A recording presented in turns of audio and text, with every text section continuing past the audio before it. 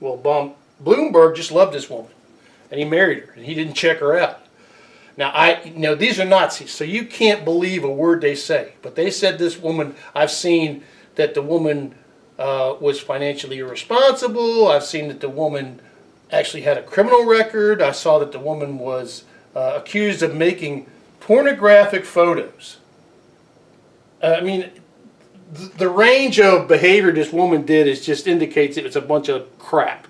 But anyway, Bloomberg got in trouble, and Hitler was furious because he supposedly, Himmler and Goering and Goebbels, I'm sure they were banging this for all it was worth, and Hitler was furious, and Fritsch took this as an opportunity, but not the kind of opportunity you would think. He called a meeting about Bloomberg's marriage, and at the meeting, he made a statement to the generals. He said,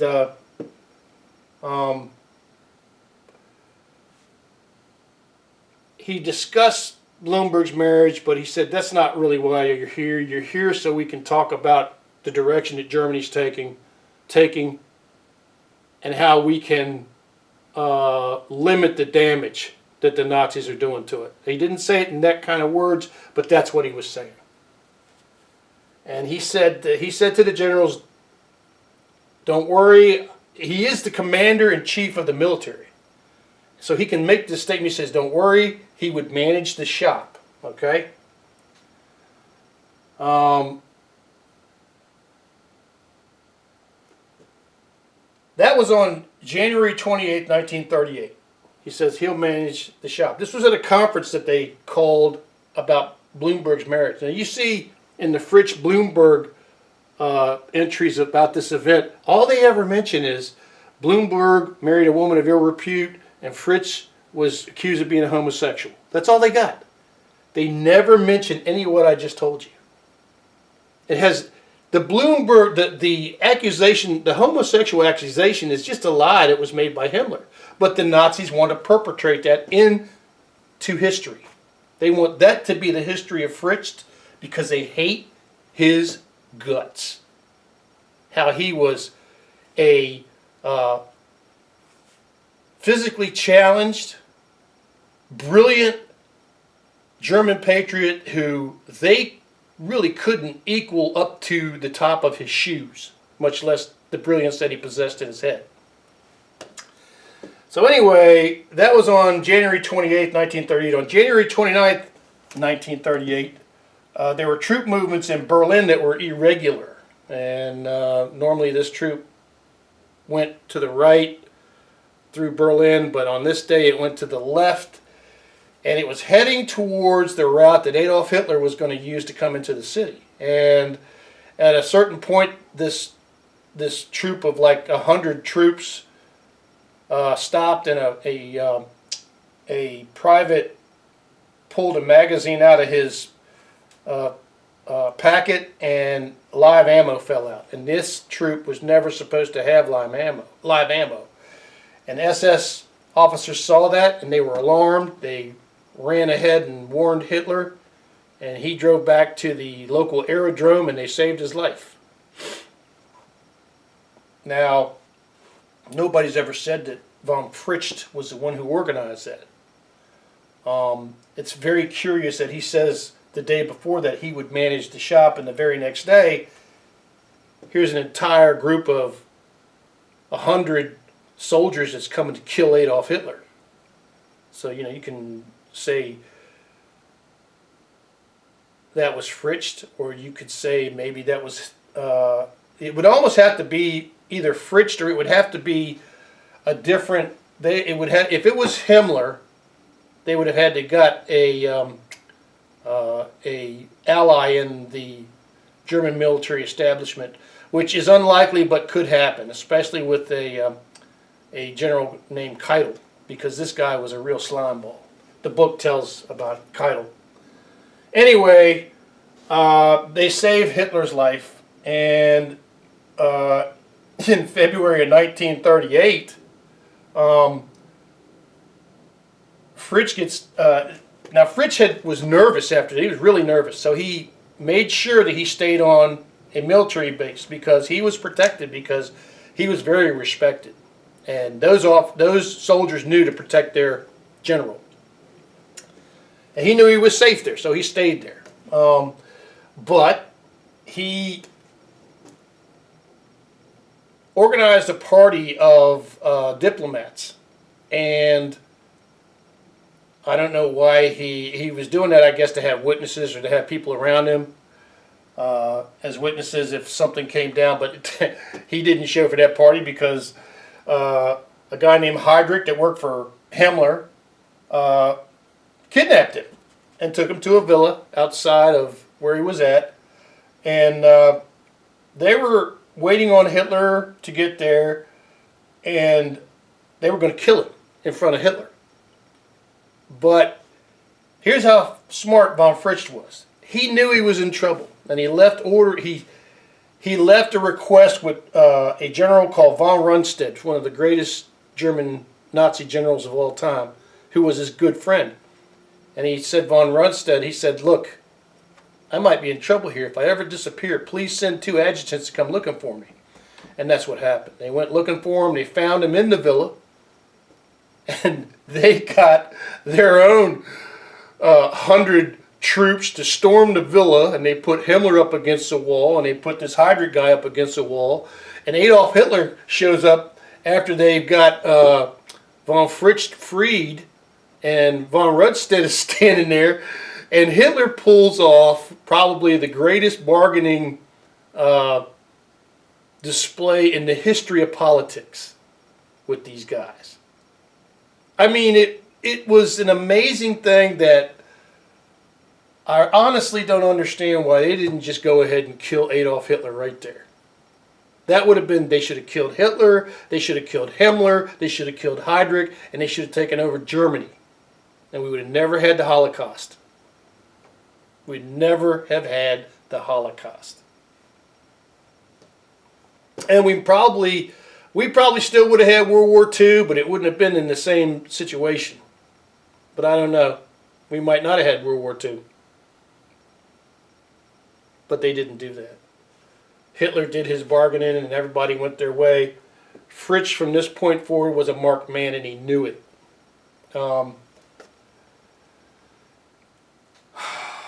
So this happened in February of 1938. In March of 1938, well, after that, after February 1938, Goebbels started passing on rumors that Fritsch had a secret communications with a French minister. Himmler was saying that Fritsch tried to make himself the king of Germany.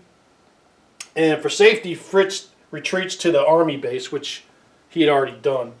But in March of 1938, this is amazing. This is an amazing story. March of 1938, Fritsch gets on a train. Apparently, he's got to go somewhere for a military thing. Who knows? Maybe he was trying to go. He's trying to do something. Anyway, the train is surrounded by SS men. Fritsch gets out of that train, goes through another train, goes into the station, gets into his staff car, goes back to the army base.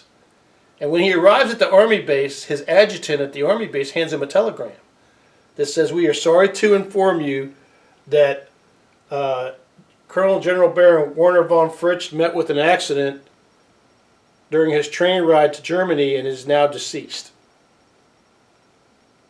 They gave him the telegram of his own death. So Fritsch is so irate. He was irate after the situation of being kidnapped that he demanded a court of honor, which he also supposedly, according to what I believe is, well, I wouldn't be surprised if he said this, but he was demanding a duel. A duel. He's going to duel guys with his Luger. And you see why he would want to do that later. Because the guy was a hell of a shot. Anyway, he was demanding a court of honor. And he was scheduled to go to this court of honor, and when he got there 3 days later, he had that telegram in his hand. And he exploded on everybody there. But this court of honor was headed and controlled by Goering. And the thing you got to understand is, this court of honor was not just Nazis. The court of honor was Nazis and the military establishment, all of the high-ranking members of the military establishment. The Nazis needed these people to run the German military, and they needed them on their side. They couldn't kill this guy without making it look like some kind of avoidable accident. And after this court of honor, which was adjourned with really no determination. I mean, they had cleared von Fritsch of any of the accusations of being a homosexual or being a spy. They cleared that all off, but it didn't matter because, as you can see in the history reports of this guy, it exists to this day. It exists to this day because the Nazis made sure after the war that they extinguished the true history of this man. They hate this guy with a passion because he was the one guy who tried to save Germany from a truly Nazi homicidal future.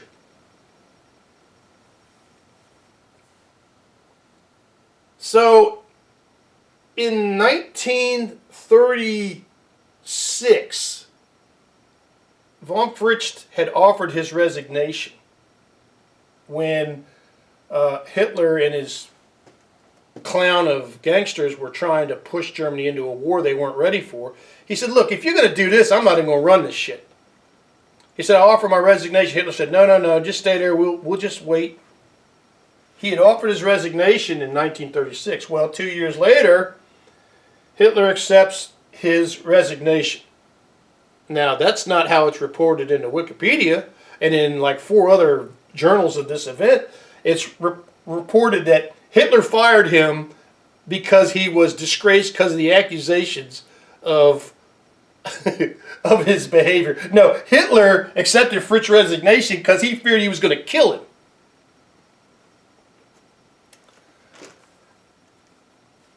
So we get to September of 1939, war in Poland. Now you got to understand, by this time Fritsch knows he's a marked man. He is like 100% sure he's not going to survive for long.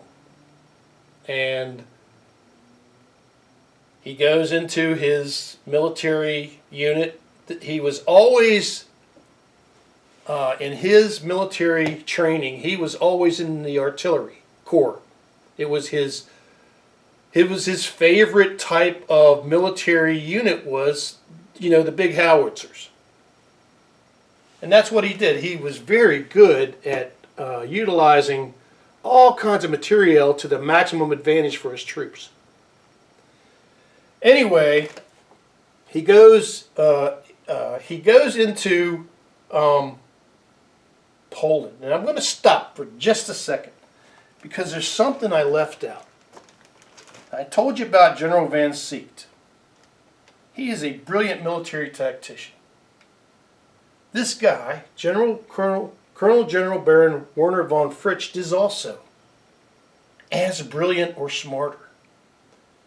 And Colonel General Baron Werner von Fritsch is the #1 guy who planned the entirety of the German maneuvers in World War II. He had a comprehensive plan for Germany to win, not only in Poland and Norway and up there in France, but also heading into the Soviet Union. It all had to be done at a certain time frame. And it all had to be done with a certain number of loss of troops, the expenditure of supplies. And the reason they never invaded Britain was the plan didn't call for it. Because as soon as they got a majority of their troops off of the German and the France mainland. They were afraid if they got the majority of German troops into Britain, that the Soviet Union would just overrun everything. And as a matter of fact, I think that's what Stalin was waiting for. He was waiting for them to devote land troops to Britain, and as soon as they did that, as soon as the troops were in the English Channel, Hitler would have said, well, Stalin would have said, let's go collect Germany, since they left their rear flank undefended. So this von Fritsch guy was tremendously respected by Hitler for his brilliance. But at the same time, von Fritsch despised the entire existence of the Nazi hierarchy. Now, you're going to find, when you investigate this guy, you're going to find a lot of volumes that are supposedly attributed to him, talking about killing people of inferior races. It sounds like something that's written actually for Nazi consumption. It doesn't read like something that he truly believes.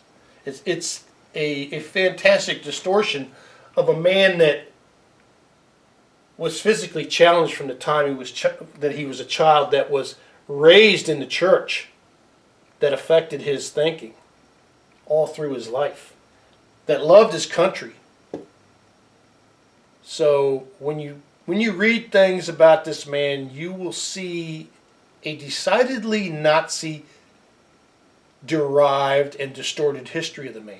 The only place that you will see, I believe, a true accounting of this man is in this book, Hitler's Generals by W.E. Hart, published in 1944 by Doubleday, Duran and Company. I mean, I had to laugh when I looked on the internet and I saw the report of von Fritsch, and it was written by a former staff member of Adolf Hitler. I said, "Oh, that's a great source right there. He's going to be really well talked about by this guy." Because I can imagine what the discussions were at the Eagle's Nest in Berchtesgaden between Hitler and Goebbels and Himmler and Goering about this von Fritsch guy. I can imagine exactly how they described him, with his mechanical walk from his leg braces, and his arrogant ass attitude, and the way he wore the monocle. I believe the monocle was actually so he could read military maps. I mean, it makes perfect sense. The guy was always ready to read a military map and to read dispatches so that he could get the information as fast as possible and react to it and act on it. So anyway, the guy was brilliant. He was absolutely brilliant, and he made the plan up for World War II. And the irony of this is that Fritz's plan was so detailed and so wonderfully written that Hitler actually felt he didn't need him anymore. And we will see at the end of Fritz's life, we will see the end of the Nazi Empire. And it was done by Adolf Hitler himself. Because if Fritsch had been there, they would have never made the mistakes they made. But Fritsch had already supposedly tried to kill Hitler once. And the first time I read about that, I said, I can't believe he would do this like this. But the more I thought about it, especially when I thought about the leg braces thing, and the church, and he grew up in a hospital with physically handicapped, physically challenged children and epileptic children. That's what he grew up in. So he was exposed to compassion and training and hard work and the Christian ideals of faith. But he was also exposed to the Germanic ideas of family and blood and honor and sacrifice and staying true to one's duty to your country.